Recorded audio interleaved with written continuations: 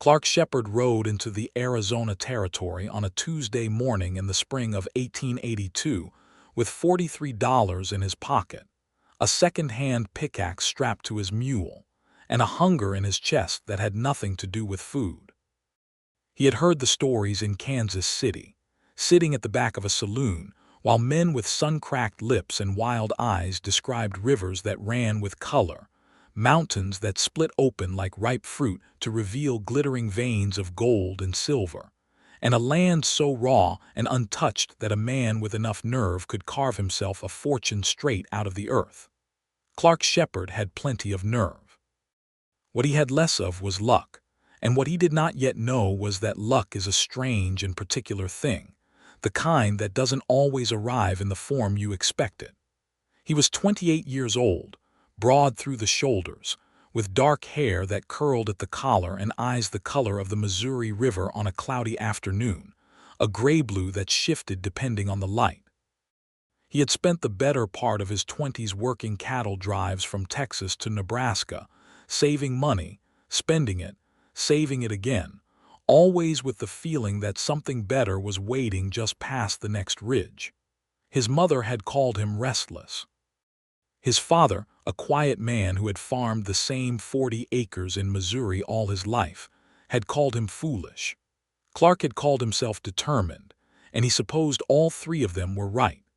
The town of Coppervale sat in a valley between two red rock formations that glowed orange in the afternoon sun like something the earth had set on fire and then thought better of.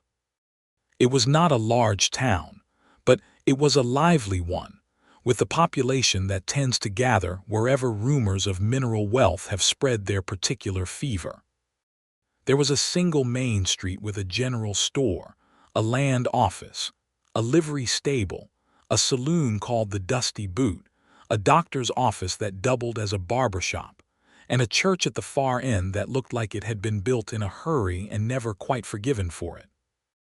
There were tent camps on the outskirts where prospectors had staked their temporary kingdoms, and the air smelled of sawdust and horse manure, and something underneath both of those things that Clark could not quite name, but recognized instinctively as possibility.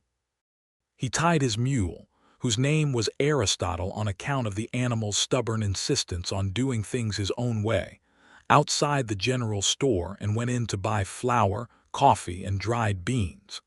The store was dim and cool, smelling of tobacco and leather, and the particular dusty sweetness of grain sacks stacked against wooden walls. A teenage boy of about 16 worked behind the counter, chewing on a matchstick and looking bored in the specific way that only boys who have been told to mind the store while the adults go out into the world can look. Clark bought his supplies, asked the boy where a man might stake a legitimate claim in the hills to the north, and received a vague gesture and the information that he should talk to a fellow named Amos Griggs at the land office. He was headed back out into the glare of the afternoon sun when the door swung open and nearly caught him in the face. The woman who came through that door was moving fast and with purpose, the way people move when they have 17 things to do and the day is already half gone. She pulled up short when she nearly collided with Clark's chest, took one quick step back, and looked up at him with eyes that were startlingly green, the color of new grass after rain, sharp and intelligent and not in the slightest bit apologetic. "Excuse me," she said, and her voice was clear and direct, a voice that was accustomed to being listened to. She was carrying a wooden crate in both arms that looked considerably heavier than it should have been, and Clark could see the strain of it in the set of her jaw and the slight tremble in her forearms. "Let me help you with that," Clark said, and he reached for the crate before she had a chance to tell him whether she wanted help or not, which was perhaps not the most tactful approach, but was instinctive in the way that catching a falling thing is instinctive. She did not let go of the crate immediately. There was a brief moment where they were both holding it, and Clark had the distinct impression that she was deciding whether to fight him for it or allow the assistance, and that the decision was not entirely in his favor yet. "I've been carrying it just fine," she said. "You're about to drop the right side," Clark said. He could see the corner of the crate listing downward. She looked. The corner was indeed listing.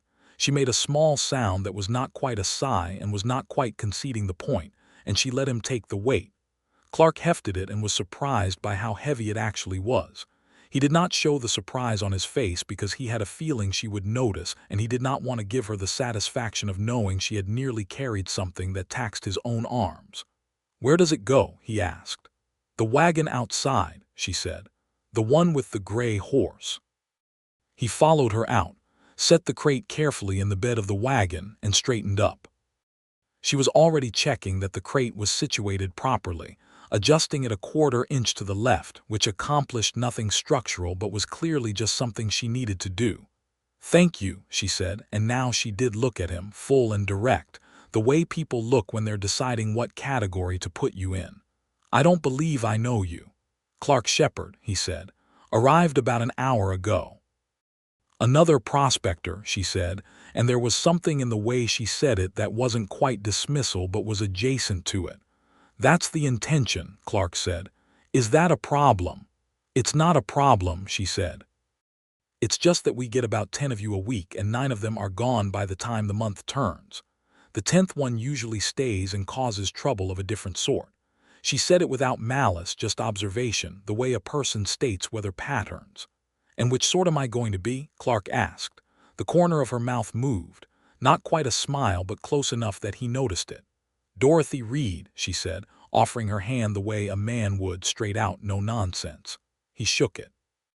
Her grip was firm and her palm was calloused in the way of someone who works with their hands, not for show but from necessity. "Which way are you heading?" he asked because the wagon was loaded and her horse was stamping with impatience. "My homestead," she said, "about 6 miles east." "You run it alone?" "I do," she said, and there it was again, that note in her voice that wasn't defensive exactly but was absolutely prepared to be if he said the wrong thing. He did not say the wrong thing. He said nothing, just nodded like it was the most ordinary information in the world because frankly it was. He had seen women run homesteads before. He had seen women do harder things than that. She climbed up onto the wagon seat with the ease of long practice, gathered the reins, and looked down at him with those green eyes that were already measuring him against some internal standard he couldn't see the shape of. "Good luck with your claim, Mr. Shepard," she said. "Thank you, Miss Reed," he said. "It's Mrs. Reed," she said, "though it's been 3 years since it was accurate." She said it simply, without grief, but Clark heard the weight of it underneath the simplicity, and understood that this was someone who had learned how to carry certain things without showing the effort.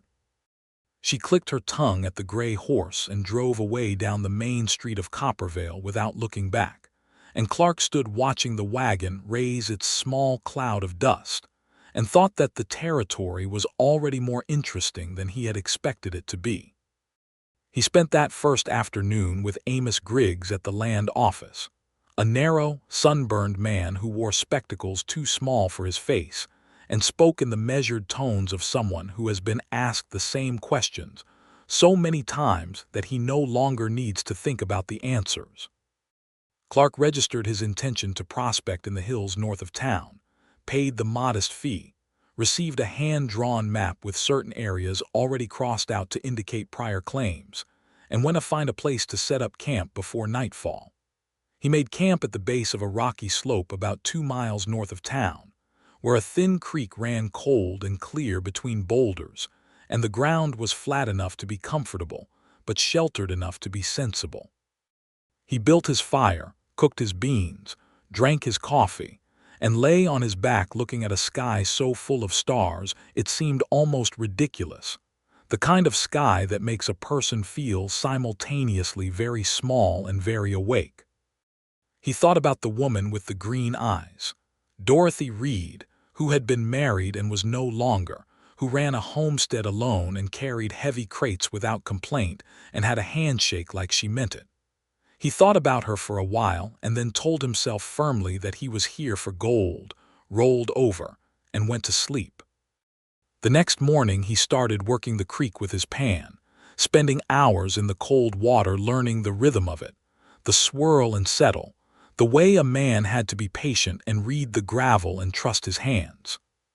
He found color on the second day. A few small flakes that glittered in the afternoon light like chips of captured sunlight. Not enough to mean anything yet, but enough to tell him the creek had potential. He worked through the heat of the day and into the long golden stretch of evening, and when he rode back into Coppervale for supplies that Thursday afternoon, the town felt familiar in a way it had not on Tuesday. He was in the dusty boot, nursing a beer, and listening to a man named Harlan Webb describe in considerable detail the rich vein he had found in his mine south of town, when he heard a commotion outside. Not a violent commotion, more the kind of collective murmur that indicates a crowd forming around something worth looking at.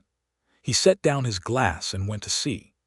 Dorothy Reed's wagon was stopped in the middle of the street, and one of the wheels had shed its iron tire in the way that wagon wheels sometimes do on rocky ground, the metal ring sitting in the dirt like a discarded bracelet, while the wheel itself was now ovalish and unhappy about it.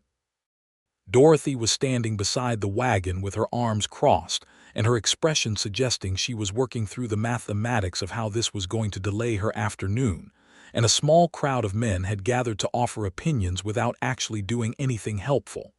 "She needs a blacksmith," one man was saying. "Closest one is Pina's shop, other end of town," said another. "Wheel might not survive the trip down there even half loaded," said a third. Clark walked through the small group, crouched down and looked at the wheel. The wooden rim had cracked where the tire had come loose, but not catastrophically.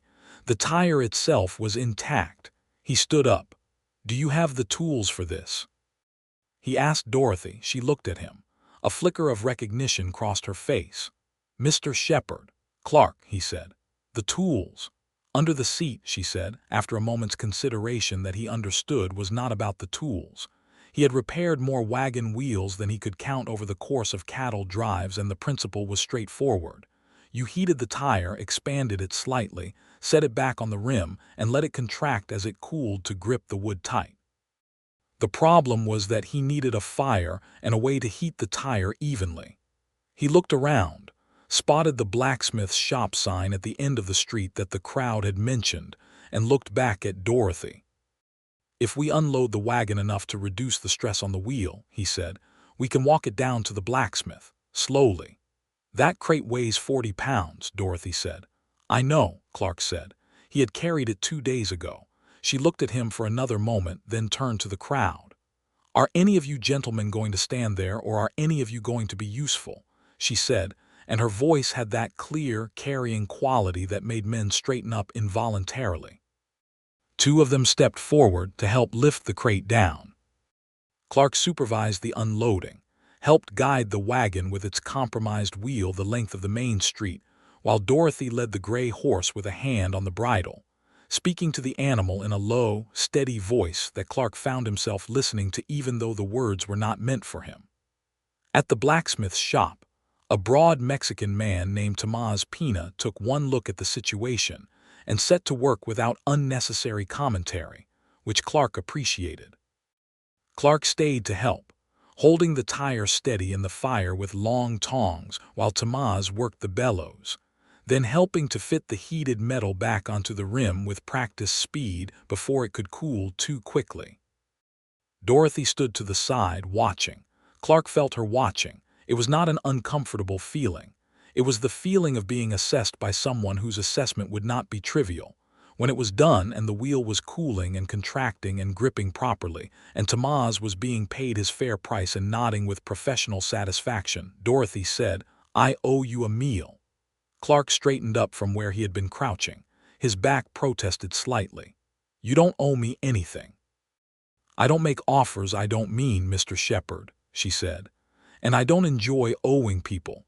Come to supper on Saturday if you want to settle the account." She said it very practically, as though it were a business arrangement and the food would be a form of currency, and Clark found that approach considerably more appealing than flirtation would have been, because it was honest and specific and left no room for misunderstanding. "Saturday supper," he said. "I'll be there." 6 miles east, she reminded him. You'll see the cottonwoods first, then the house." She climbed back up onto the wagon seat, collected her reins, and drove away. And Clark stood in front of Tomás Pina's blacksmith shop watching her go and trying to figure out why his heart was doing something different than usual. He spent Friday working his claim, and the creek gave up a little more color, not enough to call a strike, but enough to call encouragement. He worked hard and thought very little, which was the particular mercy of physical labor, the way it fills the mind with immediate and specific tasks and leaves no room for the complicated things. But in the evening, when the work stopped and the fire was going and Aristotle was hobbled and grazing the dry grass nearby, the complicated things came back, and most of them had green eyes and a voice like clear water over stones. He rode east on Saturday afternoon, following the directions Dorothy had given, and found the cottonwoods easily, a stand of them with silver-green leaves flashing in the late sun like small mirrors. The house behind them was small but solid, built from adobe brick the color of the earth it had come from, with a covered porch along the front and a kitchen garden that ran along the south wall in careful, well-tended rows. There was a barn, modest but sound, and a chicken coop, and a paddock where a second horse, a sturdy bay, grazed alongside the gray from the wagon. He tied Aristotle to the porch rail and knocked on the door frame, because the door itself was open to the evening air. "Come through," Dorothy called from inside. The interior of the house was small, practical, and surprisingly lovely. The walls were whitewashed, and a Navajo blanket in red and cream hung over the back of a wooden chair. There were books on a shelf above the fireplace, more books than he would have expected, and a cast iron stove against the kitchen wall where Dorothy was standing, stirring something that smelled extraordinarily good, the kind of smell that makes a person realize they have been underfed for several months. She was wearing a different dress than when he had seen her before, this one a deep blue that made her eyes look even more startlingly green, and her dark hair was pinned up but not formally, some of it loose around her face from the heat of the cooking. She looked like herself in this space, which is to say she looked completely at ease and completely in command. "Sit down," she said, gesturing at the table without turning around. "It's almost ready." He sat. "This is a good house," he said. "My husband built it," she said. "Thomas, he was a good builder." She said it simply, matter of fact, the way she had said everything else about Thomas Reed so far, with the particular dignity of someone who keeps their grief private not because they are ashamed of it but because it belongs to them. "How long were you married?" Clark asked, because it seemed like asking was more respectful than not asking. "For years," she said. "He got sick in the winter of '79, pneumonia. He was gone by February." She brought the pot to the table, a stew of beef and root vegetables and something fragrant he couldn't identify, and set it down between two mismatched bowls. "We had come out here together from Ohio. He thought the territory would be good for us." Fresh start, she sat down across from him. "It was just not the way either of us expected." "Do you ever think about going back?" Clark asked. "To Ohio?" She considered this while she ladled stew into his bowl. "No, the land is mine now and I know how to work it. Ohio feels like someone else's story." She filled her own bowl. "What's your story, Clark Shepard?" he told her, because the way she asked made dishonesty feel not just wrong but actively difficult. He told her about Missouri and the cattle drives, and the long, restless years of working other people's land and other people's herds, and saving his money and spending it, and saving it again. He told her about the stories in Kansas City, and the $43, and Aristotle the stubborn mule. He told her he did not entirely know what he was looking for, except that he had always had the feeling that he had not yet arrived at the place where his life was actually supposed to take place.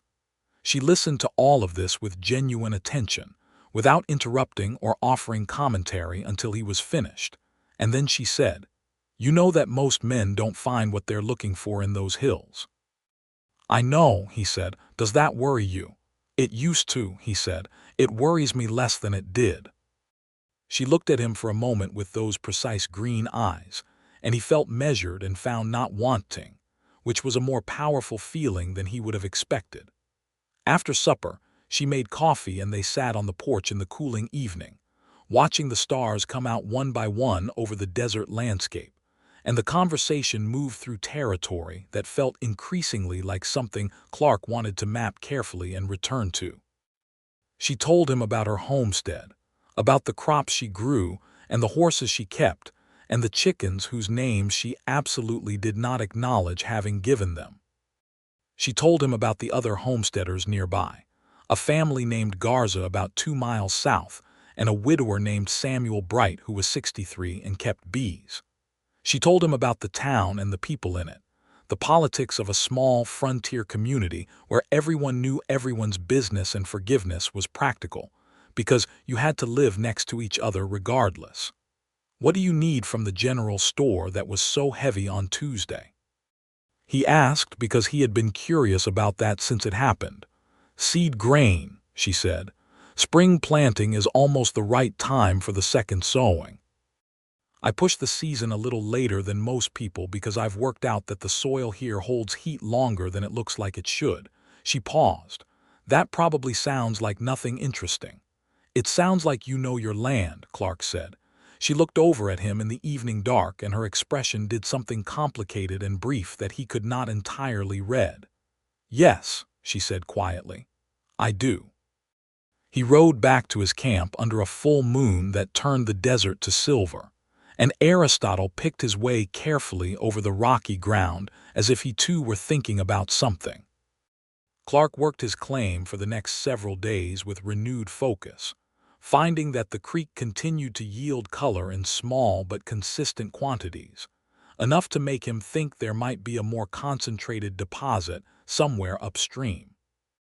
He staked more ground, filed the paperwork with Amos Griggs, and began to think about whether the gold seam, if it existed, was worth pursuing as a serious operation, or whether he was looking at a placer deposit that would reward patient panning but nothing more dramatic. He ran into Dorothy twice that week in Coppervale, once at the general store and once at the land office, where she was apparently disputing a boundary marker that had been moved by a neighbor named Connolly, who had extended his fenced property by about 40 feet into her grazing land in a way that was casual and calculated and infuriating.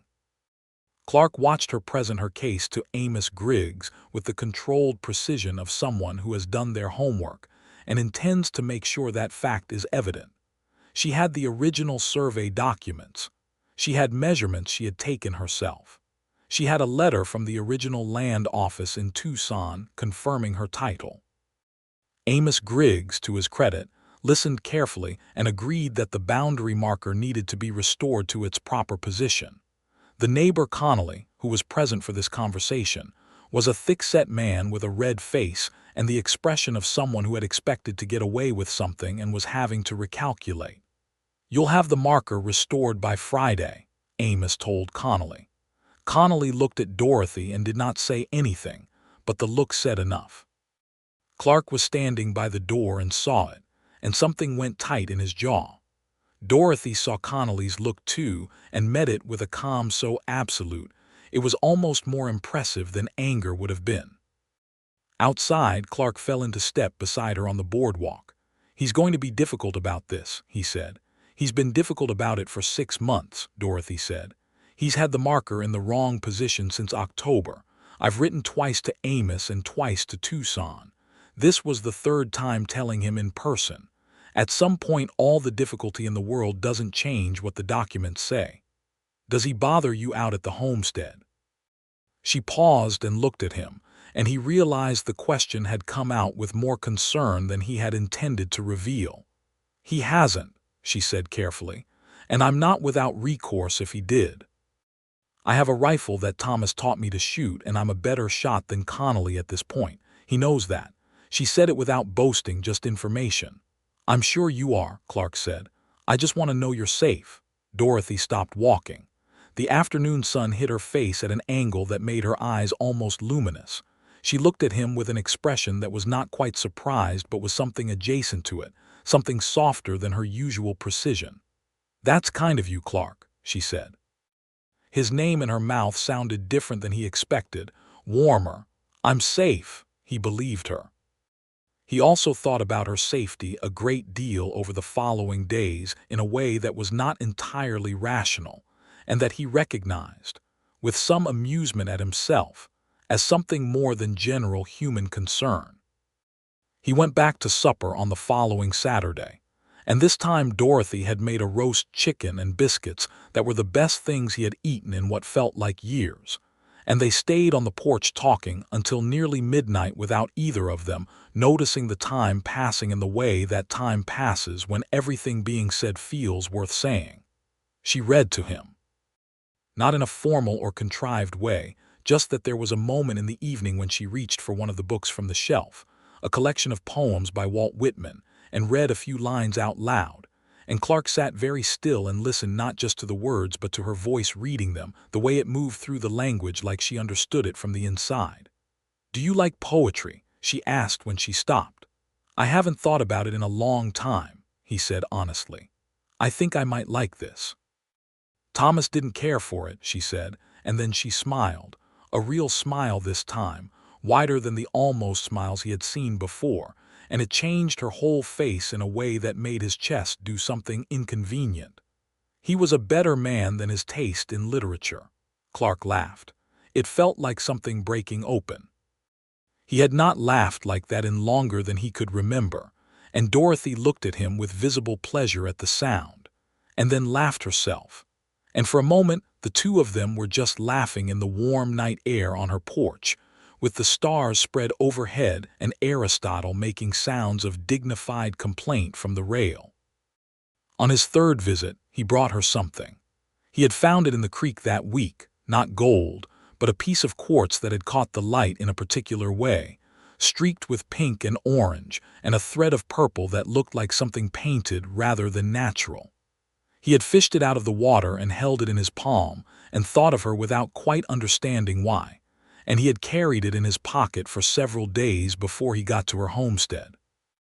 He set it on the porch railing when he arrived, and she picked it up and turned it in the last light of evening, and the colors in it moved and shifted.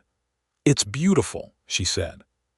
She held it differently than she had held the edge of the porch post a moment ago, more gently. "Where did you find it?" "In the creek," he said. "I thought you might like it." She looked at the stone and then at him, and the evening light was gold on her face and her hair and her serious green eyes, and Clark felt with absolute clarity that he had come to the Arizona territory looking for gold, and had found something of considerably greater value within his first week, and that the gold in his creek was a distant second. He did not say this. He was not sure yet that he had the right to say it.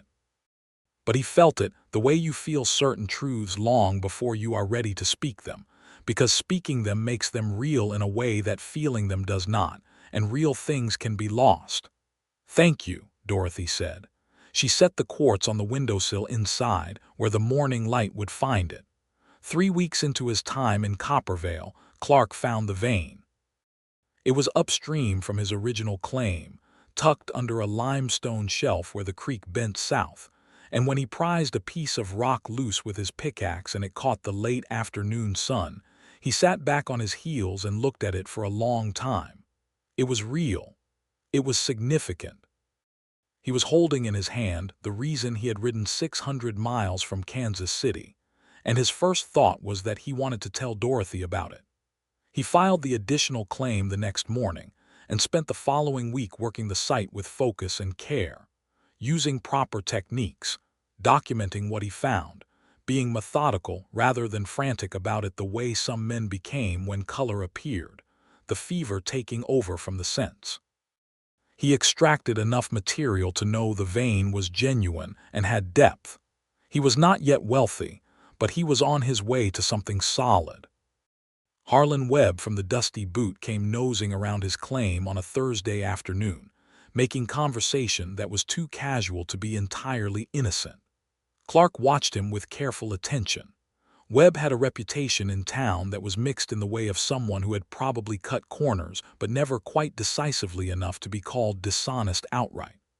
Clark was polite and uninformative, and after Webb wandered away, he He spent an hour thinking about security. It was Dorothy who helped him think through it properly, because when he told her about it that Saturday, sitting on her porch with the evening breeze coming down off the mountains, she immediately understood the practical shape of the problem and asked the right questions. "Can you document the vein more formally?" she said. "More than just the filing, have someone witness the site." "Amos Griggs could come out," Clark said.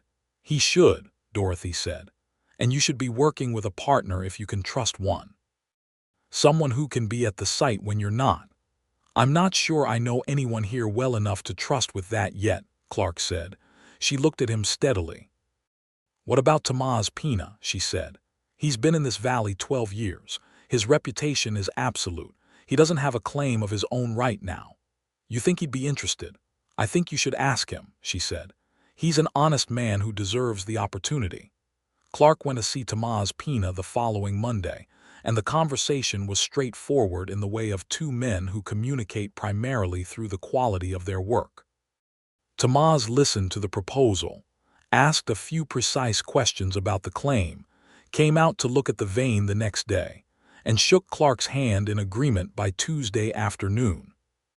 They drew up a simple written partnership arrangement with Amos Griggs as witness, and Clark felt the particular relief of a solid decision made well. That evening, thinking about how Dorothy had known instinctively who to trust and why, Clark realized that she had been navigating this particular community for 3 years with a precision and social intelligence that he was only beginning to understand. She knew who these people were in the way you only know people when you have stood with them through hard seasons, when you have borrowed and lent and worked alongside and disagreed with them, and still come back the next morning. He started going to her homestead not just on Saturdays but sometimes on a Wednesday evening or a Sunday afternoon, bringing the wood he had split at camp that he did not need and she could use, or a rabbit he had shot that was more than one man wanted to eat. She accepted these things without embarrassment and without excessive gratitude, the way neighbors accept things, which told him she had placed him in the category of neighbor, which was closer than stranger and left room for more. She worked hard. He had known this from the first time he saw her, but seeing it in detail was something different. She tended her garden with a particularity that was almost agricultural philosophy, understanding her soil and her water and her plants in the way she understood her land, from the inside out. She managed her horses with skill and gentleness, and the horses responded to her the way animals respond to people who understand them. She kept her accounts in a ledger that she maintained with the precision of someone who has understood very specifically what the cost of imprecision is. One afternoon in May, a letter came from Ohio. Clark was there when she read it, sitting at the kitchen table while she stood at the counter. He saw her face change as she read, not dramatically, but in that particular way of someone receiving news that confirms something they already knew. She set the letter down and was quiet for a moment. "My brother-in-law," she said. "He's written to say that Thomas's parents are declining in health, and they'd like me to return to Ohio to help care for them." She looked at the letter again as if rereading a specific passage. "They've never quite forgiven me for staying out here after Thomas died. They think the territory is no place for a woman alone." "What are you going to do?" Clark asked. "I'm not going back to Ohio," she said. Her voice was absolutely calm. "I'll write and explain that I have a homestead with stock and crops that cannot be left, and that I will contribute to their care in whatever way I am able from here, but I am not leaving." She folded the letter with crisp movements and set it aside. Then she looked up at Clark and something in her expression shifted slightly, became less composed. "Does that seem hard-hearted to you?" "No," he said, and he meant it entirely. "It seems like you know what your life is and you're not prepared to give it up for what someone else thinks it should be." She held his gaze for a moment. "Yes," she said quietly, "that's exactly what it is." Clark went home that evening thinking about what it meant to know what your life is. He had spent the better part of a decade not knowing, being in motion, being restless, being the thing his mother said and the thing his father said, a man perpetually on his way somewhere. And now he was somewhere, in this particular valley in the Arizona Territory, with a legitimate gold claim and a partnership with Tomás Pina, and a woman in a blue dress who read Walt Whitman on her porch and had a handshake like she meant it, and he did not feel the urge to be in motion anymore. That realization sat with him for a few days. It was the kind of realization that wants to be fully understood before it is acted upon. In the middle of May, there was a dance in Coppervale. It happened in the church building at the end of the main street, pushed through by the pastor's wife, who had a theoretical belief in community building and a practical belief that a town full of young men with money and energy and nowhere to spend either of those things would eventually spend them in ways she did not prefer. The dance was on a Saturday evening, and half the territory seemed to come to it. Clark had not thought about dancing in approximately 4 years. He arrived at the church building in his cleanest shirt, which was not very clean but was at least without visible holes, and found the space already warm with people and noise, and the sound of a fiddle and a guitar worked by 2 men who played with enthusiasm and reasonable technical skill.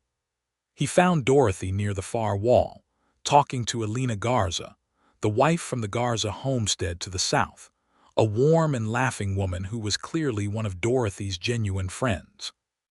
Dorothy was wearing the blue dress again, and she had done something different with her hair, letting more of it down, and Clark stopped just inside the door for a moment because the sight of her in the warm lamplight of the church hall was something that required a moment to absorb properly.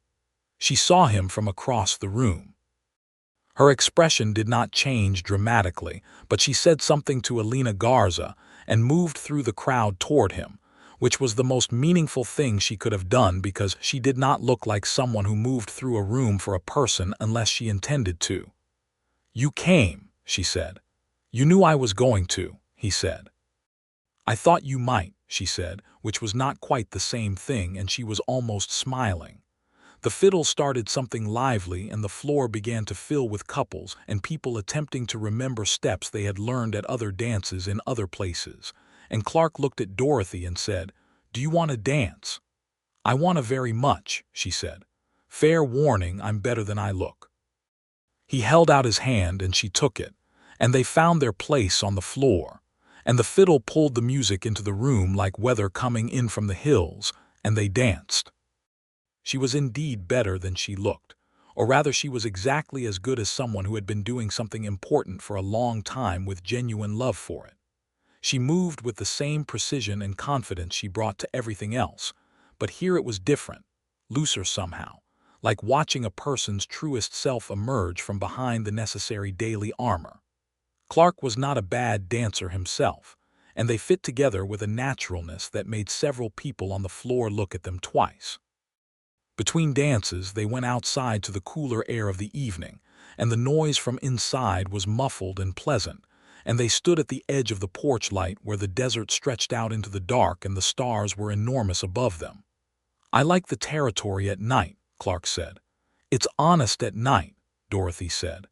"In the day it can be hard to know what you're looking at, but at night it shows you exactly what it is."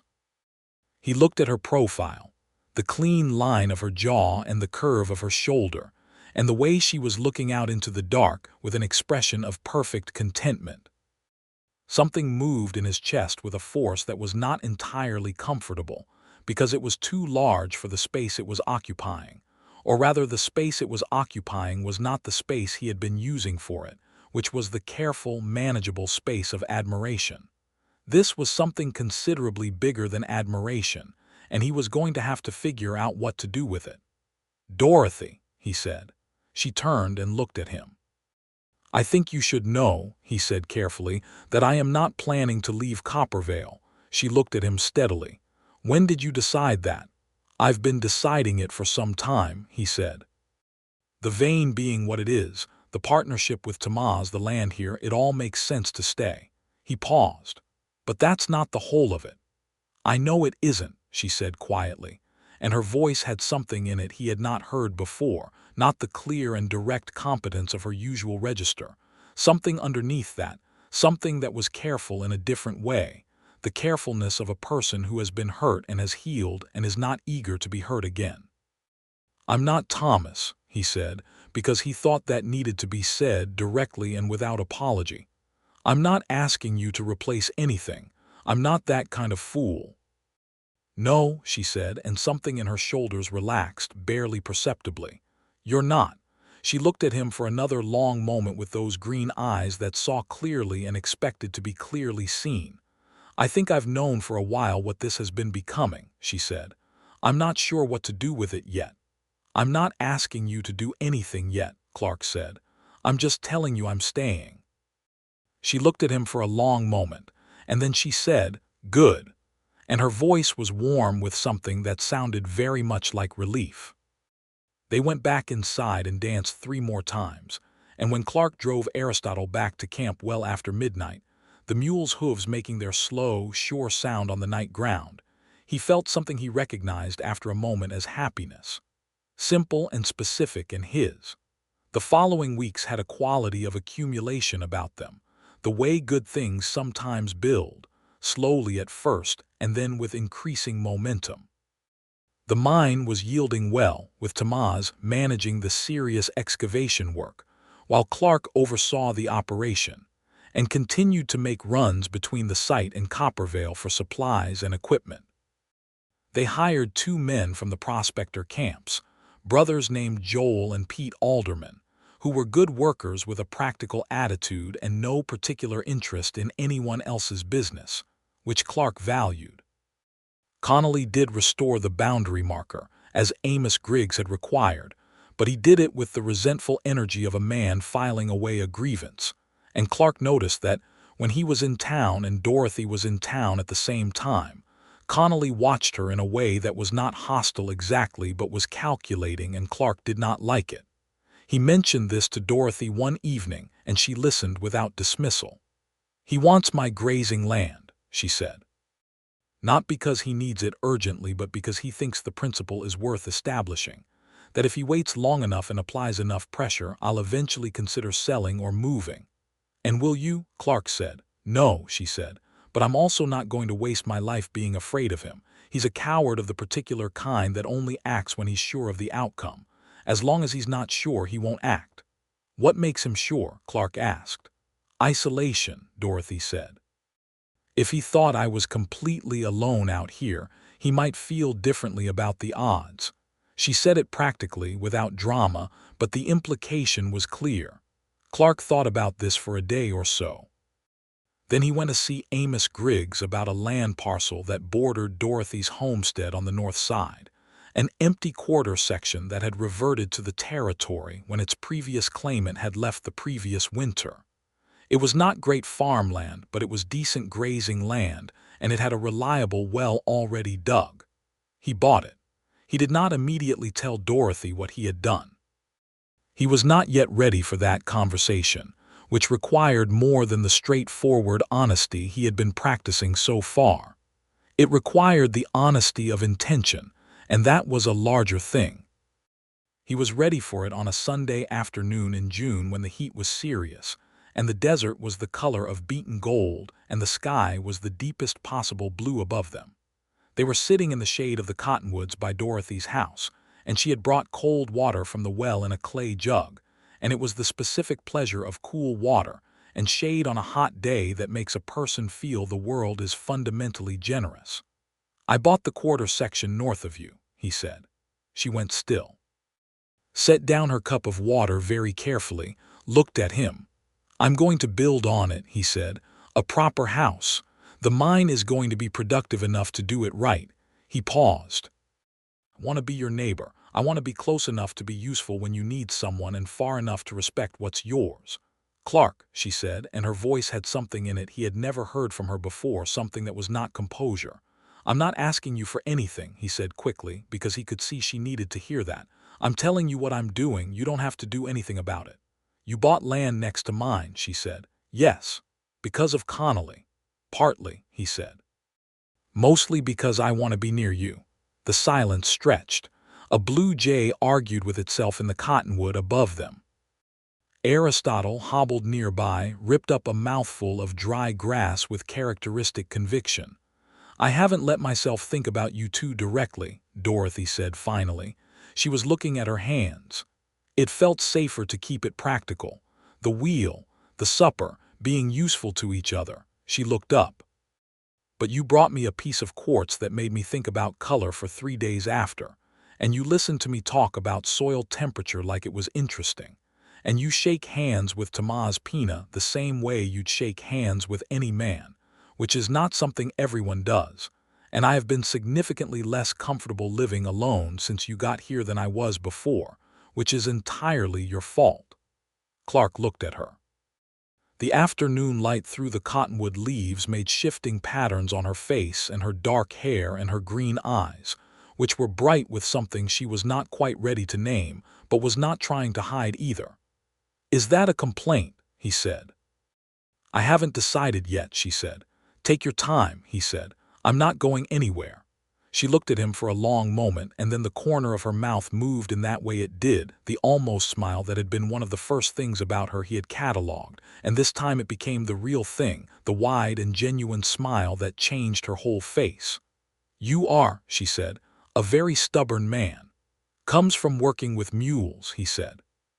She laughed and he laughed, and then she reached over and took his hand, just placed her hand in his the way she had shaken it on the first day, direct and deliberate and with complete intention. He held it. Her hand was warm and calloused and exactly right in his.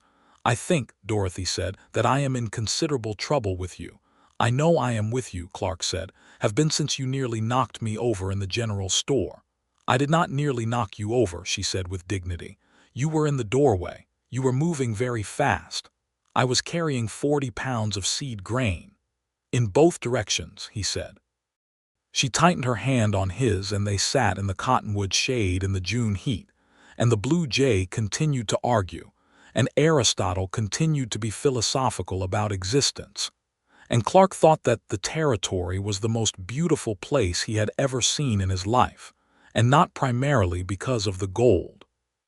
He started building the house in July, working on it in the evenings and on Sundays with help from Joel and Pete Alderman, who were glad of the extra wages, and occasionally from Tomás Pina, who turned out to have strong opinions about structural integrity that Clark was happy to defer to. The house went up steadily through the summer heat, adobe brick by adobe brick, and Dorothy came to see it one evening in August when the walls were chest high and the shape of the rooms was visible. She walked through it slowly, stepping over the partial walls, standing in what would be the main room and looking at where the windows would be, and Clark watched her reading the space the way she read everything with careful intelligence. "The kitchen faces east," she said. "Morning light," he said. "Better for working."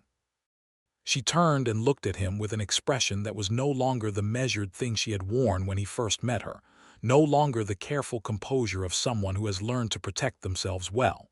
It was open and warm and very, very clear. "Who taught you that?" she said. "Someone I've spent a considerable amount of time paying attention to," he said. In September, Connolly made his move. It was not dramatic, no violence, no confrontation at gunpoint, which Clark had half expected and half prepared for. It was more insidious than that. Connolly went to a man in Tucson, a land speculator named Morton Vance, and apparently suggested that Dorothy's title to her homestead was questionable on the basis of some obscure territorial regulation about single female landholders, and a technicality regarding the transfer of the original claim after Thomas's death. Dorothy received a letter from Vance's office requesting documentation and suggesting she attend a hearing in Tucson within 30 days. She came to Clark with it that same afternoon, riding over on the gray horse with the letter in her pocket, and her face composed, and her jaw set in a way he had come to know meant she was significantly more upset than she was showing. He read the letter carefully, then he read it again. "This is nonsense," he said. "The Homestead Act and territorial regulations are clear. A widow retains her husband's claim as surviving spouse. She can prove continuous occupation and improvement, which you clearly have. I know it's nonsense, Dorothy said, but nonsense still has to be answered. Can you get to Tucson in 30 days? I can, she said, but I don't know anyone there who can help me navigate the legal process. Thomas's lawyer was here in Coppervale and he left the territory last year. Clark thought for a moment. Then he said, I'll go with you. Clark, you don't have to. I want to, he said, and his voice was very quiet and very sure. Dorothy, please let me. She looked at him for a moment. She had gotten, over these months, considerably better at letting him help her, which he understood was not a small thing for her. All right, she said. They rode to Tucson 3 weeks later, taking the stage from Coppervale and arriving in the territorial capital, which was considerably larger and noisier than Clark had quite expected. A growing city with an actual courthouse and several law offices, and the complicated energy of a place where government was being conducted in real time over a landscape that was still being decided. Clark had written ahead to a lawyer whose name he had gotten from Amos Griggs, a man named Frederick Harmon who practiced territorial land law and had a reputation for being both scrupulous and effective. They met with Harmon the morning of their arrival, in his office above a bank, a spare and serious man of about 50 who read through Dorothy's documents with the focused attention of someone who loves good documentation. The claim is solid, Harmon said, setting the papers down. Your title is clear, Mrs. Reed. The argument Vance is making has been attempted in similar forms before and has not prevailed. It relies on an interpretation of a subsection of territorial code that the courts have consistently read differently than he's suggesting. Then the hearing should be straightforward, Dorothy asked. It should be, Harmon said. I'll represent you. The hearing is day after tomorrow. The hearing was in a room in the courthouse that smelled of wood smoke and old paper, before a territorial judge named Calloway who was 70 years old, small and sharp, and clearly not in the habit of being played with. Vance's attorney made his argument. Harmon made his counterargument, presenting Dorothy's title documents, the survey records, the 3 years of tax payments she had made consistently on her property, and a clear reading of the relevant statute. Dorothy was asked several questions by the judge, and she answered them in her clear, direct voice without embellishment or hesitation. Judge Calloway deliberated for approximately 12 minutes, which felt like considerably longer to Clark, who was sitting in the public gallery and had his hat in his hands and was exerting considerable effort not to go do something unhelpful. The judge ruled in Dorothy's favor. Her title was clear and valid. The action was dismissed.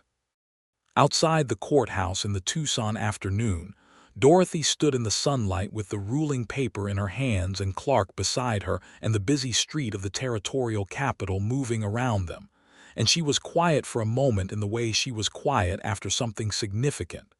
It's done, Clark said. It's done, she agreed. He wanted very much to put his arms around her. He had wanted to several times over the past months, and had exercised restraint that he was not entirely sure had been the right call. But here in the open street of Tucson with the paper in her hands and the look on her face that was relief and something else underneath it, he made his decision. He put his arms around her. She went still for a fraction of a second, and then she leaned into him, her face against his shoulder and her hands loosening on the paper, and he held her in the afternoon sun and felt the slight tremble in her that was not grief and was not fear but was the particular release of a tension held too long, and he held her until it passed. Thank you, she said quietly into his shoulder. Any time someone tries to steal your land, he said. She laughed, muffled against his coat, and pulled back and looked up at him, and her eyes were bright and her composure was thoroughly and beautifully not in evidence. He looked at her face, this face that he had memorized so completely over 5 months that he could have described every line and shadow of it in absolute detail, and he said, I love you, Dorothy. She looked at him for a moment that held the whole of the Arizona territory, and the 5 months since a general store doorway, and the quartz stone on the windowsill, and 2 sets of hands on a wagon crate, and all of the Saturdays, and the dancing, and the Walt Whitman and the land documents, and everything else that had been building this thing between them like the careful, certain growth of an adobe wall, brick by brick by brick. "I love you too," she said. "I've been trying to figure out how to say it for quite some time." He kissed her there on the street in Tucson, in front of the courthouse, in the full afternoon light, and she kissed him back with the same directness and conviction she brought to everything she did, and a woman passing by with a parasol made a small sound of mild scandal, and neither of them noticed. They rode the stage home to Coppervale the following morning, and the territory spread around them in all its enormous and beautiful honesty, the red rock and the sage and the endless sky, and Dorothy's hand was in his on the seat of the stage, and the world felt like it had settled into its proper position. He finished building the house in October, and on the day the last roof beam was set, he stood on the porch of the structure he had built with his own hands on his own land, and looked east at Dorothy's cottonwood trees and the warm adobe walls of her house that Thomas Reed had built, and he understood fully, and for the first time in his adult life, what it meant to be exactly where you were supposed to be. He asked her to marry him on a Saturday evening in late October, on her porch, in the usual place, the place that had become as familiar to him as any place he had ever been in his life. He did not make a performance of it. He sat beside her in the two chairs they had come to think of as their chairs, and he said, "I want to marry you, Dorothy. I want to live next to you and with you, and I want to know every single thing about you for the rest of my life. And I want to be the person you come to when something is difficult, and the person you tell things to when something is good, and I want to be here." He looked at her steadily. "I think you know that. I want you to know that I mean it formally and completely." Dorothy sat very still in her chair. The evening was cool, and a coyote was making its particular sound somewhere in the dark hills. She looked at him with those green eyes that had been reading him clearly since a general store doorway in April, and said, "Yes, Clark, I will marry you." And then she said with a smile that went all the way through to her eyes, "I thought you were never going to ask." "I was waiting until I was sure you were ready," he said. "I've been ready since the courthouse in Tucson," she said. "You might have mentioned it," he said. "You might have asked sooner," she said, and laughed, and he laughed, and he leaned over and kissed her on the cheek, and then properly. And the coyote continued its sound in the hills, and the stars were out in their full and ridiculous abundance, and the territory was enormous and honest around them. They were married in November, in the church at the end of Coppervale's Main Street, by the pastor whose wife had organized the dance where Clark and Dorothy had danced, and then stood at the edge of the porch light and talked about the honesty of the desert at night. The wedding was small because they were not people who needed a large production, but it was warm. Elena Garza came and brought her husband Miguel, who shook Clark's hand and told him in a combination of English and Spanish that Dorothy Reed was the finest neighbor he had ever had, and Clark would do well to remember it. Samuel Bright the beekeeper came and brought a jar of honey tied with a bit of ribbon as a wedding gift. Tomás Pina came in his good jacket and stood in the second row, and when the pastor pronounced them husband and wife, Tomás's expression was one of complete and serious satisfaction, the face of a man who approves of a correct outcome. Dorothy Reed became Dorothy Shepard in front of 20 people on a November morning, and looked at Clark through the whole ceremony with clear green eyes that held no uncertainty whatsoever.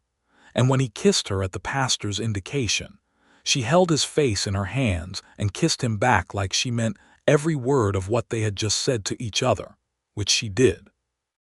They held the reception in the open space between the church and the dusty boot, which made the pastor slightly uncomfortable, but which made practical sense given the size of the crowd that had accumulated, because the whole town seemed to have decided to come regardless of formal invitation. There was food brought by half a dozen women of Coppervale, and there was fiddle music from the same two men who had played the dance in spring, and there was dancing, and Clark danced with his wife until his feet reminded him he had been working a mine all week, And Dorothy danced with everyone who asked, and with the particular joy of someone who is fully and completely happy. At dusk they drove out together to her homestead, their homestead, because that was where they had decided they would live. In the house Thomas Reed had built that was now also Clark Shepard's home, with Clark's new house next door to serve as additional space, and eventually as something else they were not ready to decide yet.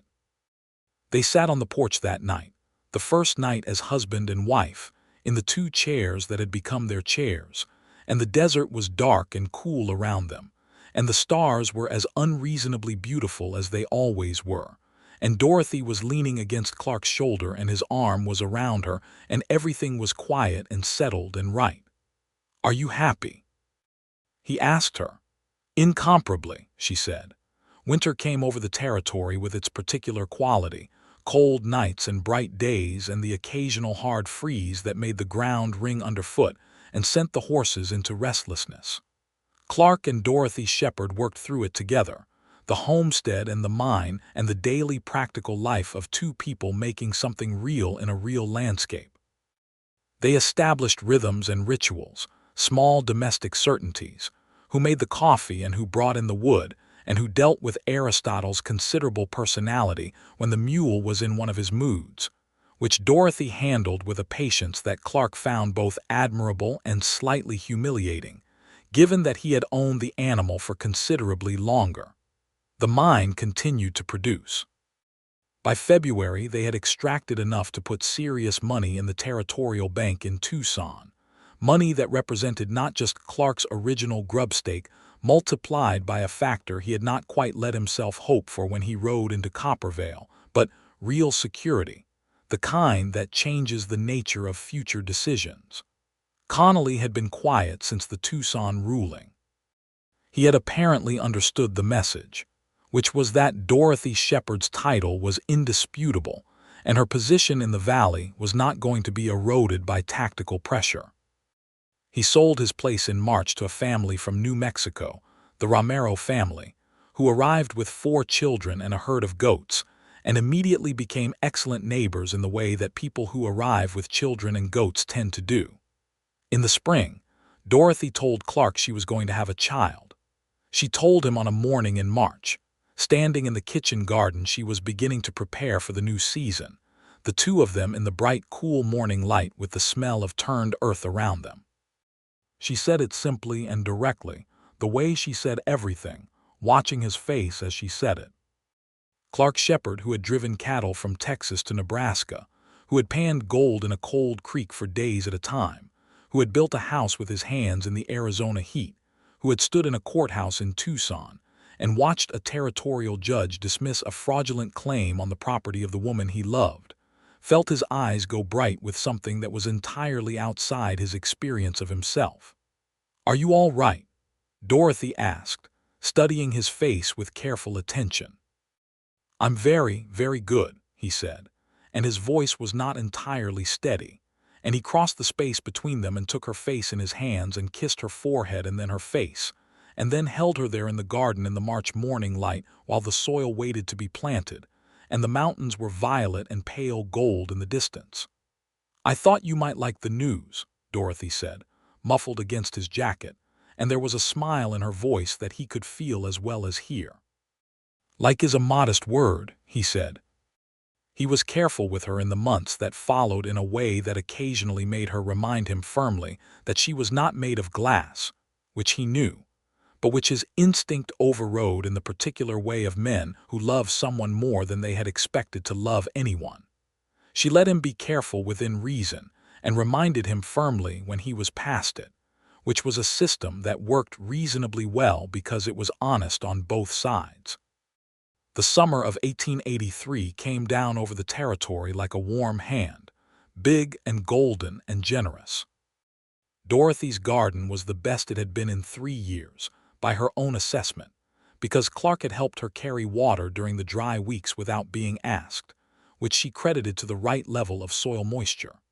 Clark credited it to her skill, which was also true, and the two of them had a mild and recurring argument about whose contribution mattered more that neither of them was truly interested in winning, because the argument was really a different kind of conversation entirely.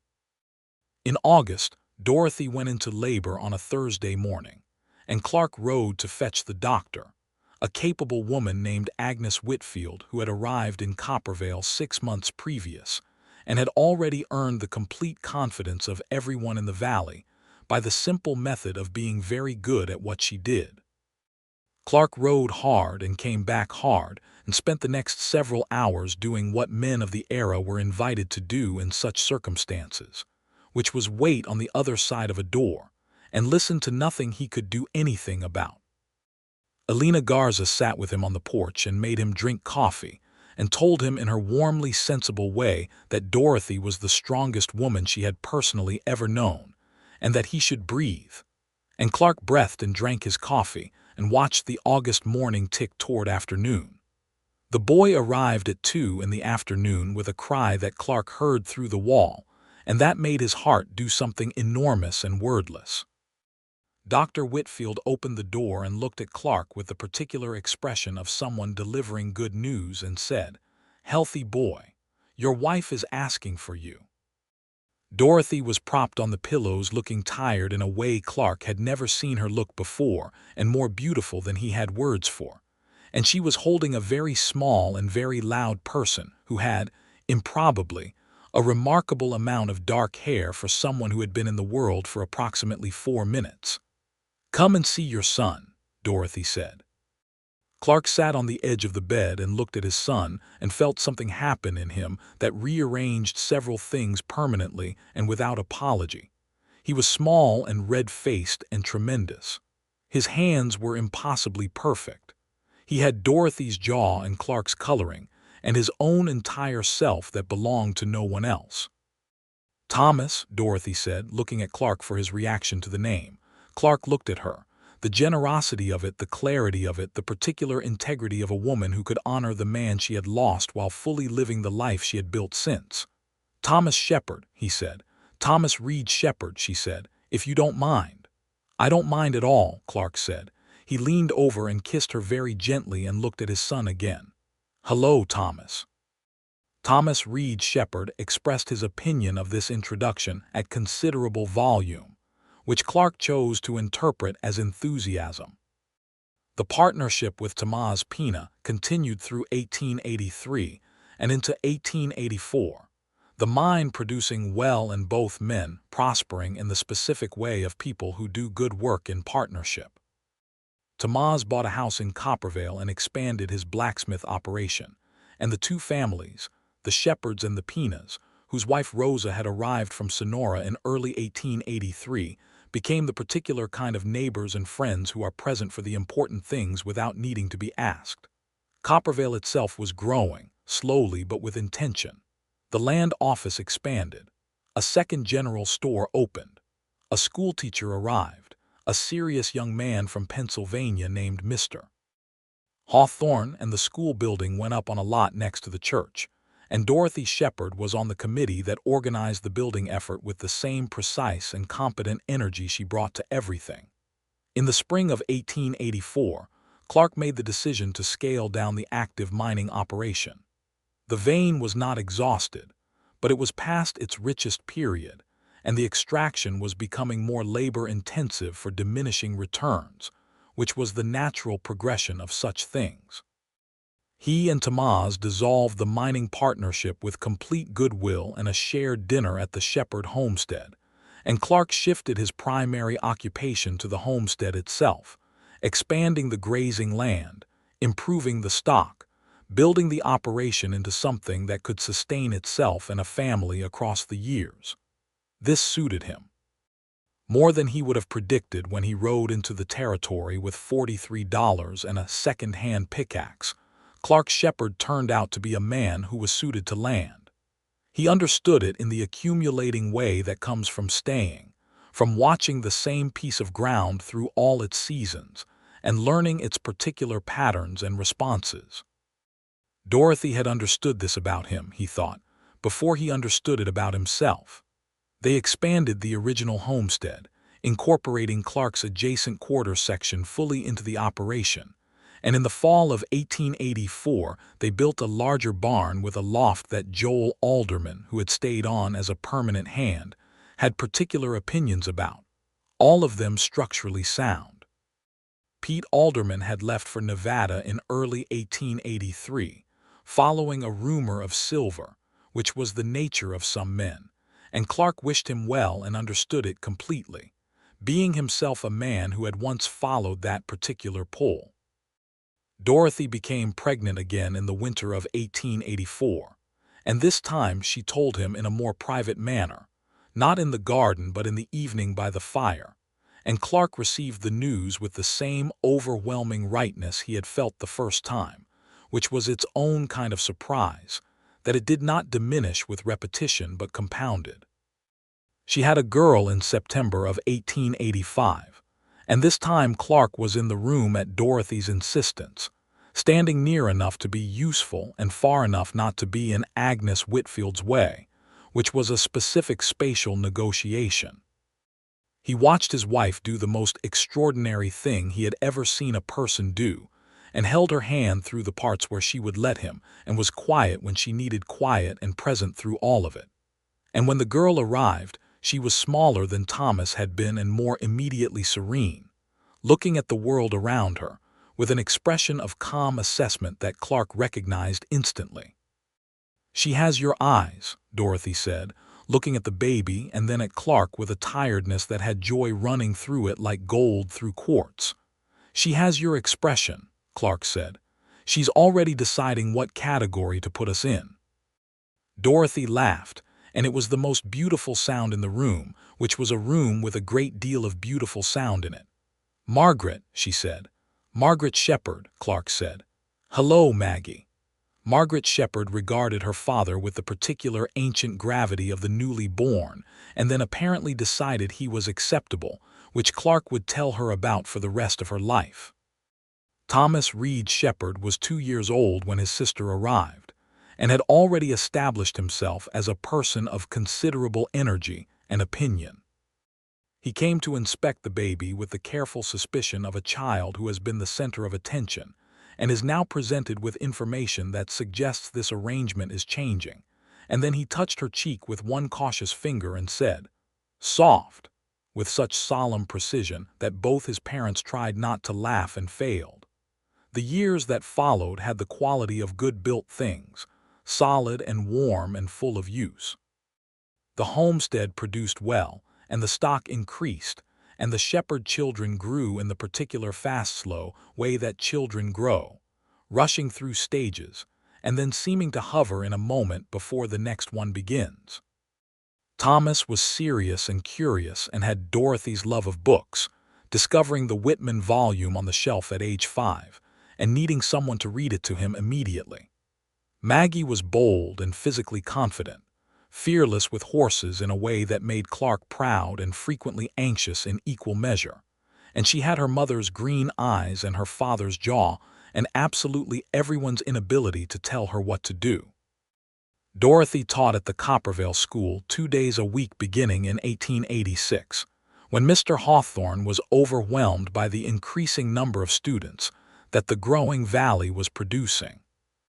She was not officially paid for it because that was not how such arrangements worked in 1886 in an Arizona Territory town, a fact that she found genuinely irritating and said so with specific frequency. But she did it because the children needed teaching, and she was capable of providing it, and those two facts were sufficient for Dorothy Shepard. Clark told her she was worth more than any 2 teachers they could find, and she told him that knowing that and having it properly recognized were 2 different things, and that the school board would hear from her about the second part, and the school board did.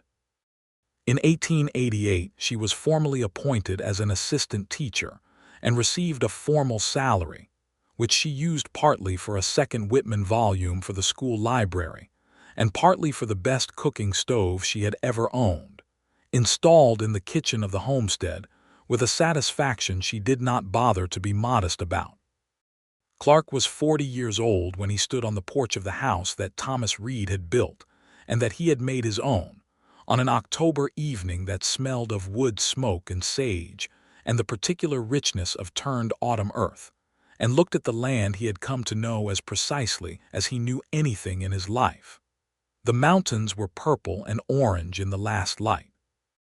The cottonwoods were yellow, their leaves turning in the evening air like the small, brilliant decisions of a season that knows what it is.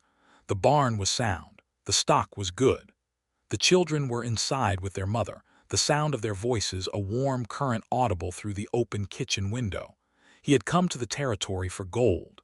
He had found gold, a genuine and honest vein that had given him the money to build the life he was living. But the gold was not the story. It had never been the story. The story was a woman in a general store doorway carrying 40 pounds of seed grain, and not looking even slightly sorry for nearly walking into his chest. And everything that had come from that. The wheel and the supper and the porch and the dancing and the Tucson courthouse and the November wedding and Thomas and Maggie and 6 years of mornings on this particular piece of Arizona ground. Dorothy came to the door and looked out at him, and the lamp behind her made her dark hair bright at the edges, and her green eyes caught the last evening light in that specific way they had that he had been observing for 6 years, and had still not quite gotten accustomed to because it remained, every time, remarkable. "Thomas wants you to read to him," she said. "He says you do the voices better." "I absolutely do not do the voices better," Clark said. "I told him that," Dorothy said. "He maintains his position," Clark smiled. He turned from the view of the mountains and the cottonwoods and the land that was his in the way things are yours when you have worked them and known them across all their seasons, and he went inside to his family. The kitchen was warm and lamplit and smelled of supper and wood smoke. Thomas was already on the settee with the Whitman volume, open to a page he had selected with intention, and Maggie was nearby with a piece of chalk and a small slate, drawing a horse with the focused energy of someone who intends to get the proportion of the legs correct this time. Dorothy came in behind Clark and set the coffee pot on the stove with the quiet efficiency of someone entirely at home in her own space, which was exactly what she was.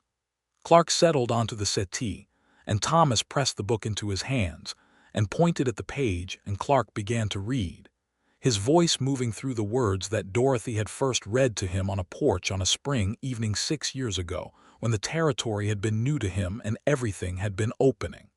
The words were the same. The room was different. The man reading them was different in every way that mattered, settled and certain and located at last in his own life. Maggie looked up from her horse and listened for a moment with the expression she wore when she was pretending not to be interested, which was one of her most transparent maneuvers. Thomas sat very still beside his father, the way he always sat when something was being read, like he was trying to hold the words still enough to look at all of them. Dorothy brought her coffee to the armchair by the window and sat and listened too, her face in the lamplight soft and present and content in that deep-down way, the way of a person who has built something real and knows it.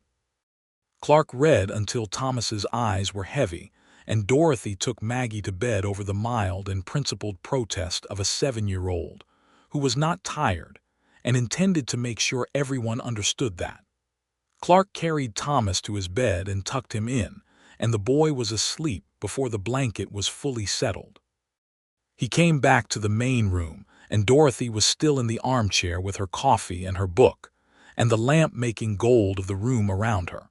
And Clark stopped in the doorway and looked at her the way he had been looking at her since the first day, with the particular attention of someone who has never found the object of their looking anything other than interesting. She looked up and met his eyes and smiled, not the almost smile of the early days but the full one, the one that changed her whole face, and it still did to him exactly what it had always done. "Finished," she said. "For now," he said, and sat down beside her, and she leaned against him in the easy and absolute way of long and certain love, and the lamp burned steady and warm, and outside the Arizona territory went on being exactly what it was, enormous and honest and beautiful, and the Shepard homestead sat in it under the stars that were still, as they had always been, unreasonably, magnificently there. In the years after, the valley around Coppervale continued to grow, and the Shepard homestead became a known place in it, a reliable point on the map of the community. Clark served a term on the Coppervale Town Council, an experience he found educational and occasionally maddening in equal parts.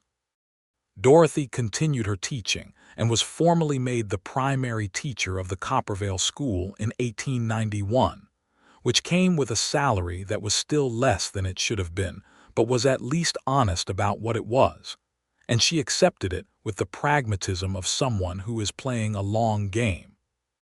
Thomas grew into a quiet and precise young man who studied law through correspondence courses by the time he was in his teens, and had his mother's clear intelligence and his father's stubbornness about things that mattered. Maggie grew into a force of nature who was breaking horses by 14 and running her parents' entire stock management operation by 17 with an efficiency that made Clark feel both immensely proud and slightly unnecessary, which was its own particular satisfaction. Samuel Bright the beekeeper died in 1890 at 75, peacefully, in the winter, and left his hives to Dorothy Shepard in his will on the basis that she was the only person in the valley who had ever shown genuine interest in what he was doing.